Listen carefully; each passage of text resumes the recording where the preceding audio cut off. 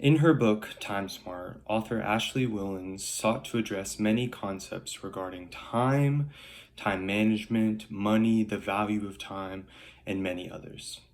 While this book is very good, it is also very secular. This book is not considered biblical for a number of reasons.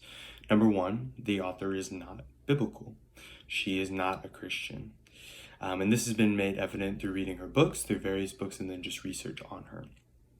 Number two is that the concepts that are present in this book are not biblical.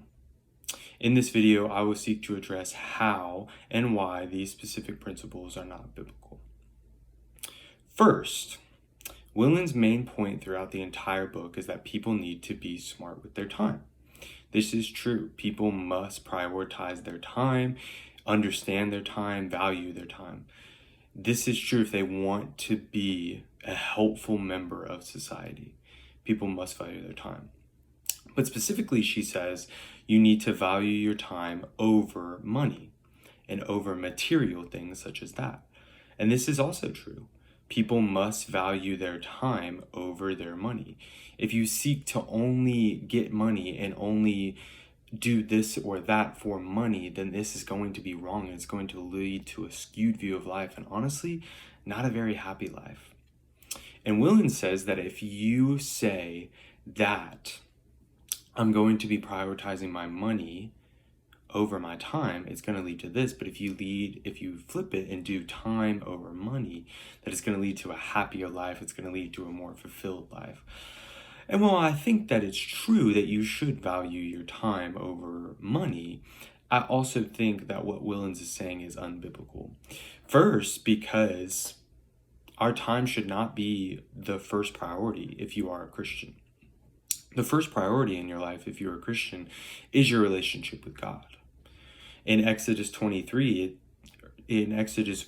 chapter 20, verse 3, it instructs us to say, I will not have any other gods before me. This is idolatry. And idolatry consists of placing something in the position of God that's undeserving of it. Things such as other people or things such as time that aren't other people. It's even possible to have the Bible as an idol. There are things in our life that we constantly have to recognize and say, is this idolatry? Is this something that I am placing too great an emphasis on? And for Willens, she's placing too great an emphasis on time. Time is important, just not as important as God. Our families are important, just not as important as God. It's funny because you think about it, and how did we get our families? How do we get time? How do we get anything in life? We get it from God. But for us to say, I'm going to place this in the place of God and worship this and put my all into this, that is wrong. That is idolatry. That is us having other gods before the God of the Bible. The people in the Old Testament, when they practiced idolatry, didn't go well for them. The people in the New Testament, when they practiced idolatry, or said that I'm following after God. You think of either the prosperity gospels. They say, I'm following after God. They seek to teach people I'm following after God, when really they're not. They're placing money or they're placing just another God in the place of the God of the Bible. And that is idolatry. And I believe that Willens in this book is saying to place time and prioritize time over money, that's a good thing. But her main point should have been, I'm going to place a greater emphasis on God even over my time. Secondly, when Willens noted that the metric to which you grade the worth that time is what she calls happiness dollars. And this is basically whatever activity that I'm doing, how much happiness can it bring me? That is what happiness dollars means to her. And so, yeah, I mean, it's important to be happy, to have joy in life. Like, life would be pretty stinky if you did not have joy or happiness. But to go so far to say that the metric to which I'm going to grade the decisions I make, the activities I'm going to participate in, is how much happiness is this going to bring to me, like that's wrong. I don't understand that whatsoever. And so for Willens, what she needs to understand is there's things that are greater than joy. Again, where do we get joy? Where do we even learn what joy is? It's from God. God gives us the most joy, the most fulfillment out of anybody, any person, any being, anything that we can ever conjure up. Any happiness that we can conjure up is nothing compared to the joy that God can give to us. And so the metric to which we need to grade, am I going to participate in this event? Am I going to decide to do this? Is not how much happiness is this going to bring me? It should be, is this going to bring me closer to Jesus? And is this going to glorify God? In 1 Corinthians chapter 10, verse 31, it says, whether you eat, whether you drink, whether you do anything, do it for the glory of God. Period. That's the end of the sentence. Like, you should do all things for the glory of God and the glory of God alone. And this includes the everyday things that you do. You should grade the things that you do, the people that you choose to talk to, the people that you choose to date, where you should live, anything like that, on, is this going to bring me closer to Jesus? If the answer is no, don't do those things. Willens is saying if the answer is, man, this is not going to bring me a lot of happiness dollars, then to not do those things. But I would say to her that you need to understand that it doesn't matter about happiness. There are some decisions in life that aren't going to make you happy, but they may bring you closer to Jesus. And that's just what you need to accept. Paul accepted his persecution in the New Testament, knowing that, yeah, these decisions aren't going to make me very happy, but they're going to bring glory to the God and make the gospel known to many people. And that's where his heart was.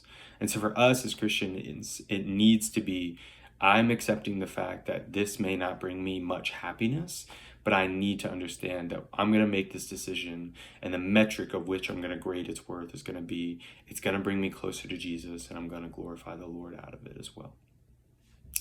And then last, when Willens addressed the importance of free time or downtime, and for her it was just scheduling slack time when talking about things to hold each other accountable for your time management, I thought this was very good. I mean, it's important to have downtime and to have time where you can just relax and feel like you can breathe. One of the things that I got out of that section was you need to be able to relax. You need to understand how to rightly relax.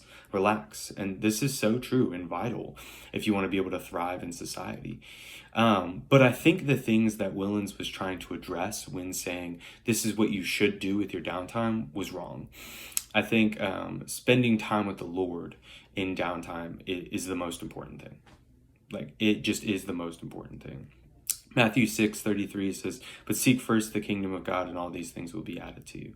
So when you have downtime and when you're trying to hold yourself accountable for that, yes, enjoy it, but also prioritize that. Make it important, make it intentional that when you have downtime, don't just do it to just be leisurely and just be lazy. Do it so you can spend time with the Lord. Go out and see creation, spend time in the Word, spend time in fellowship with other people. Like, these are things that are spending time with the Lord, and these are things that we should do with our free time. And ultimately, like, these are things that are going to relax us. These are things that are going to bring us back down. Like, when you are going through so much busyness in life, oftentimes spending time in the Word for 15 to 20 minutes will settle a believer down. It's happened time and time again.